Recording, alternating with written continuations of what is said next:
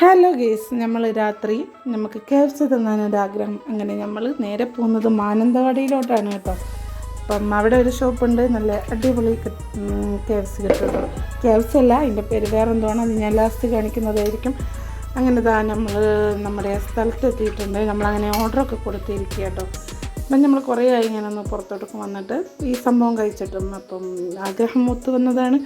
അങ്ങനെ നമ്മൾ ഓർഡറാക്കി അതിന് വെയിറ്റ് ചെയ്തിരിക്കുകയാണ് കേട്ടോ.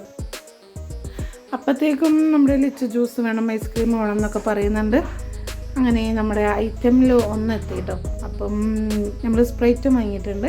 അങ്ങനെ ഞാനും ലിച്ചും പാച്ചും കൂടി ഇത് അടുത്ത ഐറ്റം വരുമ്പോഴത്തേക്കും ഇത് മൊത്തം അകത്താക്കാനുള്ള തീരുമാനം ആയിരുന്നു. അപ്പോഴത്തേക്കും നമ്മുടെ മെയിൻ ഐറ്റം എത്തിയിട്ടുണ്ട് കേട്ടോ. പിന്നെ നമ്മൾ ഈ ബണ്ണ് മാറ്റിയിട്ട് കുബൂസാക്കി കേട്ടോ.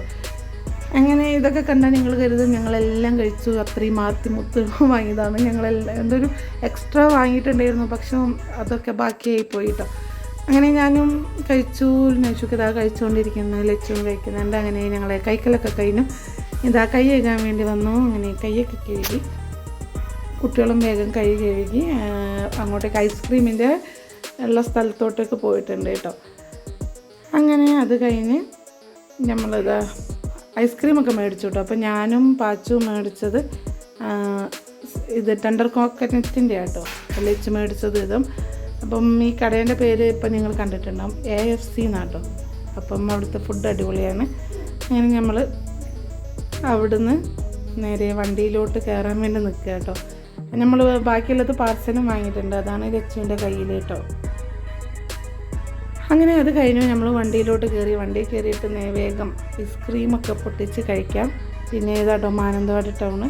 അപ്പം മാനന്തവാടി ടൗണിൽ രാത്രി ഇഷ്ടംപോലെ ആൾക്കാർ, തിരക്ക് കാര്യങ്ങൾ, കച്ചവടക്കാരൊക്കെ ഉണ്ട് കേട്ടോ ഞങ്ങൾ വരുമ്പോൾ. അങ്ങനെ ഐസ്ക്രീമൊക്കെ കഴിച്ചു, നല്ല ടേസ്റ്റ് ആയിരുന്നു. അങ്ങനെ തിരിച്ച് നമ്മുടെ നാട്ടിലോട്ടേക്കുള്ള വഴിയിലൂടെ വരികയാണ് കേട്ടോ. അപ്പം ഇതാണ് നമ്മുടെ തോൽപ്പെട്ടി ഫോറസ്റ്റ്. നമ്മൾ എന്തോ ഭാഗ്യം കൊണ്ട് മൃഗങ്ങളെയൊന്നും കണ്ടിട്ടില്ല കേട്ടോ.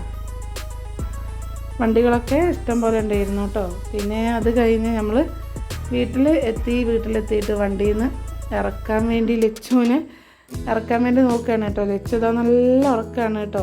ഉള്ളത് എവിടെ എത്തി എന്നൊക്കെ ചോദിച്ചുകൊണ്ടിരിക്കുകയാണ്, നല്ല ഉറക്കമാണ് കേട്ടോ. അങ്ങനെ ലച്ചുവിനെ ഉണർത്തി ഞങ്ങളിത് വീട്ടിലോട്ടേക്കുള്ള വഴിയിലൂടെ പോവുകയാണ് കേട്ടോ. അപ്പം ലച്ചു ഇറങ്ങാൻ കുറച്ച് മടി ഇങ്ങനെ കാണിക്കുന്നുണ്ട് കേട്ടോ. പിന്നെ ഓള് ഇറങ്ങി കേട്ടോ. ഓളെ ഐസ്ക്രീമും ഓളെ ചിക്കിങ്ങൊക്കെ എടുത്തിട്ട് അങ്ങനെ എല്ലാം എടുത്ത് അങ്ങനെ ഇറങ്ങി.